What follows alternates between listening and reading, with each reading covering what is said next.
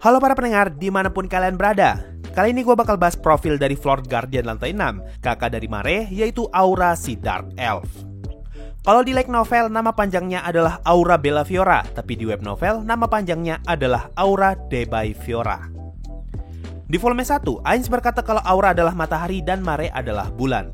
Deskripsi matahari yang Ainz berikan menggambarkan tingkah laku Aura yang sangat energik, dan di volume 7, kita diberitahu kalau senyuman dari Aura sangatlah ceria layaknya matahari.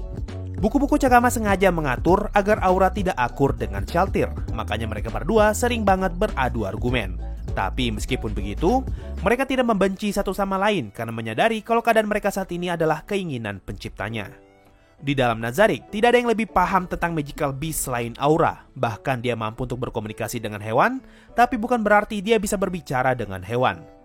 Semua hewan yang diajak berkomunikasi hanya sesimpel mengikuti apa yang Aura perintahkan. Tapi memang ada beberapa hewan yang bisa diajak bicara. Nah yang lucu, meskipun Aura sangat familiar dengan hewan, tapi dia takut dengan serangga. Oh ya, kalau kalian ingat video gue tentang Floor Guardian terkuat di Nazarick, di situ gue bilang kalau Mare takut serangga. Nah, setelah gue cari tahu, ternyata sumber yang gue pakai salah translasi dan yang benar adalah Aura takut dengan serangga. Karena Aura adalah Dark Elf, itu artinya dia adalah seorang humanoid. Nah, di dalam Overlord, ras demi-human dan humanoid memiliki masa hidup sehingga mereka bisa tumbuh secara fisik. Sedangkan untuk ras heteromorfik seperti Ainz dan Shaltir, masa hidup mereka tak terbatas sehingga mereka akan berhenti tumbuh secara fisik setelah mencapai umur tertentu. Di volume 8, Ainz sempat menyinggung tentang masa hidup Aura dan Mare yang suatu saat nanti mereka pasti akan tumbuh dewasa. Nah, fakta buat kalian, Maruyama ngasih tahu di Arcadia kalau Aura memiliki 1000 tahun masa hidup. Karena Arcadia mengambil informasi dari web novel, makanya yang disebutkan hanyalah Aura dan Mare tidak disebutkan. Tapi sangat besar kemungkinan kalau masa hidup Mare tidak akan beda dengan Aura. Sekarang kalau kalian bertanya apa yang akan terjadi kalau masa hidup Aura dan Mare habis, untuk jawabannya gua pun belum tahu. Kalau kalian baca Author Thought volume 11, Maruyama berkata kalau dia penasaran akan seperti apa pertumbuhan Aura setelah 100 tahun yang akan datang. Nah, informasi ini connect dengan tweetnya di tahun 2015 yang ngasih tahu kalau setelah 100 tahun, Aura akan tumbuh menjadi wanita berdada besar sehingga Shaltir akan merasa sangat terpukul.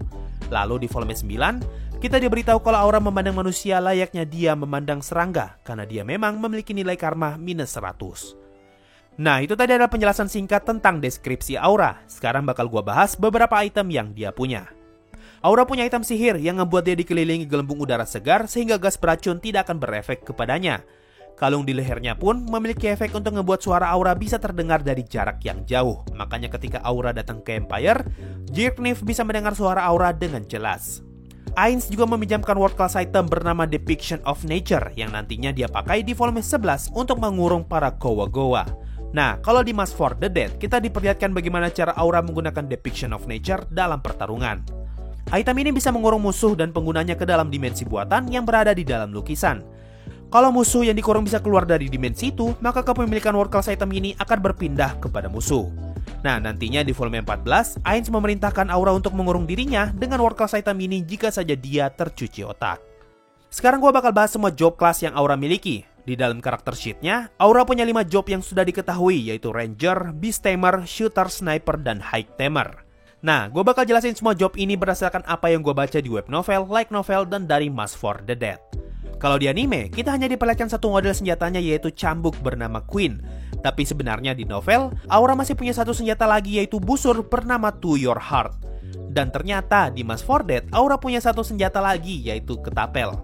Jadi, kalau kita hubungkan dengan job kelas Aura yaitu Shooter dan Sniper, bisa saja job Shooter untuk senjata ketapelnya dan job Sniper untuk senjata busurnya. Aura sempat menggunakan busurnya sebanyak 2 kali, yaitu ketika melawan Zaytil Kai di CD Drama 1 dan ketika ngebunuh gurunya Gazev di volume 14. Tapi gue masih rada bingung, apakah mungkin Aura bisa menembakkan panah tanpa busur? Karena di sini tidak disebutkan kalau Aura membawa busurnya.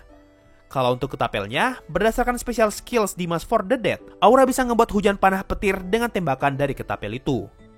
Untuk job Ranger, ini ngebuat Aura dapat bergerak dengan sangat lincah di dalam hutan, memiliki kekuatan fisik yang kuat, dapat bergerak dengan sangat cepat, dapat menyembunyikan keberadaannya, bisa melacak posisi musuh sehingga sangat sulit untuk kabur dari dia, dan dia juga bisa menggunakan skill bernama Sky Eye, yang ngebuat dia bisa melihat hingga sejauh 2 km. Dan juga, Aura memiliki pendengaran yang sangat tajam hingga pada titik dia bisa mendengar pergerakan dari musuh yang menggunakan skill untuk bersembunyi. Nah, sekarang adalah bagian yang paling kalian request, yaitu penjelasan tentang skill Beast Tamer Aura dan semua hewan peliharaannya. Kalau busur dan ketapel tadi dia gunakan karena job ranger, shooter, dan sniper, kemungkinan besar senjata cambuknya dia pakai karena jobnya sebagai seorang Beast Tamer. Di web novel dijelaskan kalau job Beast Tamer ngebuat Aura bisa mengendalikan mythological dan magical beast. Lalu kalau di light novel volume 1, Ainz menyebut Aura sebagai seorang skirmisher yang mampu memanggil dan menjinakkan hewan buas. Sebagai seorang Beast Tamer, Aura memiliki skill pasif yang ngebuat nafasnya dapat memberikan buff ataupun debuff kepada semua hewannya dalam radius beberapa meter. Tapi meskipun ini skill pasif, Aura bisa menghidupkan atau mematikan skill ini. Kalau di volume 1, Aura bisa memilih debuff yang ingin dia gunakan dan salah satunya adalah debuff yang bisa memberikan rasa takut kepada orang-orang di sekelilingnya. Ini artinya, hewan peliharaannya bisa mendapatkan buff dari nafas Aura, sedangkan orang di sekitarnya akan terkena debuff dari nafas itu. Skill pasif yang Aura miliki ini bisa dibilang cukup spesial, karena kalau dalam keadaan normal, skill ini hanya akan berefek dalam radius beberapa meter saja, dengan jarak maksimal yaitu 10 meter. Tapi, Aura bisa menggabungkan skill ini dengan skill lain, sehingga dia bisa memberikan debuff kepada siapapun dengan sangat akurat dalam radius 2 km. Nah, skill ini yang dia pakai untuk ngebuat Shaltir merasakan ketakutan ketika bertarung melawan Ainz.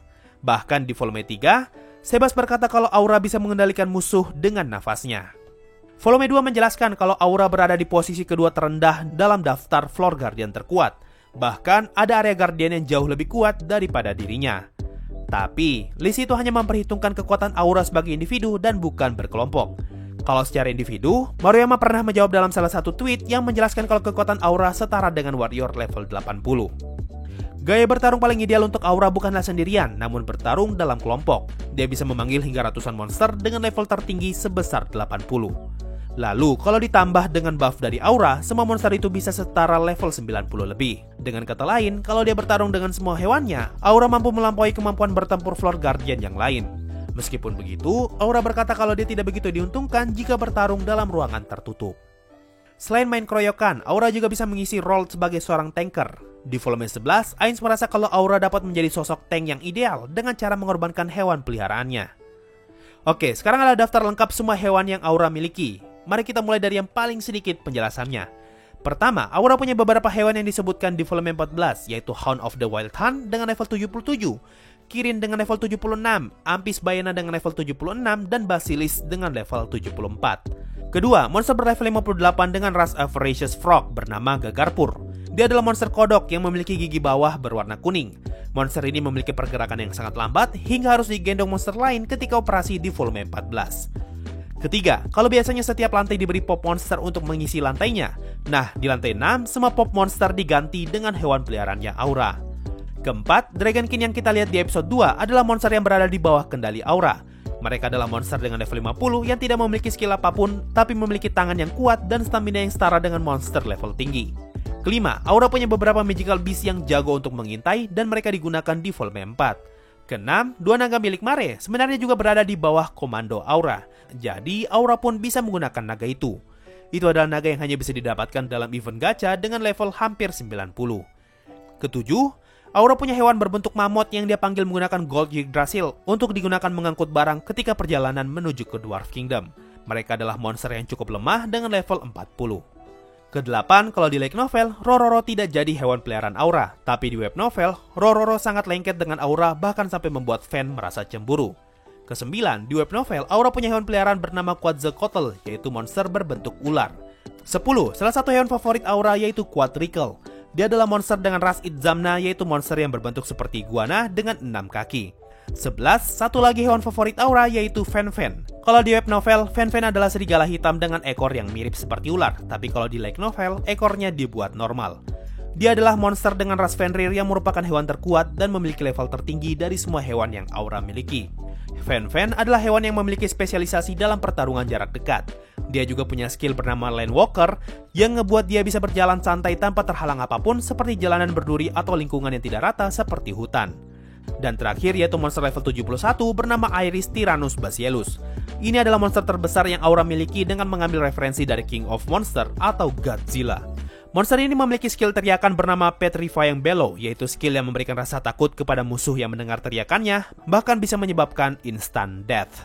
Tapi karena skill ini terlalu berisik, monster lain yang bersamanya merasa terganggu dan sering memarahi bahkan sampai ngebully Iris. Nah, itu tadi semua hewan peliharaan yang Aura miliki. Gue yakin masih ada banyak hewan yang Aura punya, tapi tidak diceritakan karena berdasarkan Blu-ray Special 1, kita diberitahu kalau Aura punya hobi mengoleksi magical beast. Sekarang adalah semua tugas yang Aura dapatkan sepanjang cerita Overlord. Di volume 1, Ainz menyuruh Aura dan Mare menyembunyikan keberadaan Nazarick. Di volume 2, Aura mendapatkan tugas untuk melakukan eksplorasi ke dalam hutan agar bisa memastikan keamanan Nazarick dan juga mengumpulkan informasi. Ainz pun memerintahkan Aura untuk membuat sebuah bangunan yang nantinya akan digunakan sebagai tempat persembunyian jika saja terjadi kondisi darurat yang ngebuat Ainz tidak bisa kembali ke Nazarick. Aura dan Mare juga diberi tugas untuk mencari para penduduk hutan yang mau bekerja di bawah Nazarick untuk digunakan sebagai eksperimen. Karena Ainz penasaran apakah penduduk New World bisa naik level atau tidak. Nah, karena misi eksplorasi ini, keseimbangan di dalam hutan menjadi terganggu. Lalu setelah itu, Aura mendapatkan tugas baru untuk memancing keluar Wise King of the Forest karena Ainz ingin menjinakkannya. Di volume 3, Ainz sengaja membawa Aura dan Mare untuk mengawasi pertarungannya melawan Shaltir. Dan di akhir volume 3, Aura melapor kalau dia berhasil menemukan desa Lizardman. Di volume 4, Aura menjadi orang yang menguasai hutan besar top. Menguasai dalam artian karena tidak ada makhluk di dalam hutan yang cukup kuat untuk melawan Aura. Apalagi di volume 4, Zaitilkai sudah dikalahkan. Di volume 4 ini, Aura masih mengurus pembangunan gedung yang akan menjadi Nazarick palsu. Nah, di sini kita juga diberitahu kalau ternyata Aura bertugas untuk mengurus jaringan keamanan. Awalnya, dia mengutus para undead untuk berjaga dalam radius 2 km. Lalu setelah itu dia mengutus hewan peliharaannya yang memiliki kemampuan mengintai untuk berjaga dalam radius 4 km. Di volume 7, Aura menjadi MC ketika pertarungan Ainz melawan kelompok Hekeran, dan setelah itu dia dikirim bersama dengan Mare untuk memberikan peringatan kepada Empire. Di volume 8, kita diberitahu kalau markas rahasia yang Aura buat akan menjadi dasar dari proyek Utopia. Nah, nanti bakalan gue buat video terpisah yang ngejelasin tentang proyek Utopia dan Nazarick palsu. Jadi sampai volume 8, Aura masih sibuk ngebangun Nazarick palsu. Selain itu, di volume ini, Ainz mengajak Aura untuk pergi menemui Giant of the East dan Serpent of the West. Lanjut ke volume 11, Ainz mengajak Aura dan Shaltir untuk pergi menemani dirinya ke Dwarf Kingdom. Lalu sepanjang perjalanan ini, Aura akan bertugas sebagai atasan sekaligus membimbing Shaltir atas permintaan Ainz. Di sini kita juga diperlihatkan kalau Ainz memiliki peta yang jauh lebih lengkap, terutama tentang hutan besar top. Nah, itu adalah peta yang dibuat berdasarkan hasil eksplorasi Aura di volume 1 dan 2. Dan terakhir masuk ke volume 14. Kalau sebelumnya Aura bertugas mengurus jaringan keamanan dalam radius 4 km, sekarang Aura adalah orang yang bertugas untuk menjaga perbatasan Sorcerer Kingdom dengan menggunakan hewan peliharaannya. Lalu ketika penyerangan, Aura mendapatkan tugas untuk menyerbu fasilitas penting di Restize. Lalu tempat pertama yang dia cari adalah gedung Magician Guild. Nah, ternyata Aura diberi tugas untuk mencari dan mengambil kembali item milik Demiurge yang sengaja dia tinggalkan ketika operasi Gehenna. So, itu tadi semua profil tentang Aura yang bisa gue kumpulkan dari light novel, anime, web novel, hingga game Mask for the Dead. Oke, karena video kali ini nggak ada Saweria, jadi gue ucapkan terima kasih kepada semua yang sudah mau mendengarkan sampai di titik ini. Makasih semua yang sudah support gue dengan donasi lewat Saweria ataupun gabung jadi membership. Thanks a lot and bye-bye.